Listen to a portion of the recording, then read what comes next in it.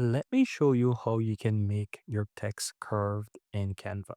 So once you're inside of Canva, guys, you can go ahead and you can click on your text once you have it on your design, and you can go ahead and click on effects.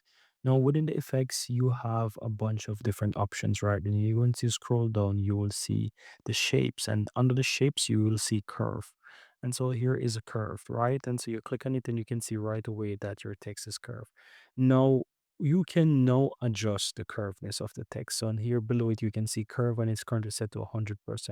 But if you want to make it less curve when you bring it down, let's say reduce the percentage, right, or reduce the amount, you can see that it's getting less curve, right? And you can even curve it in the opposite direction as well, as you can see. So it's really up to you how you want to basically curve it. So if you want something like this, you can do it. If you want something like just a little bit, you can do it like that. If you want it, basically how you want, you can actually do it. So that's it. And if you have longer text, you can bring it all the way into a circle as well. And so that's how you make curved text in Canva. Very easy and very simple.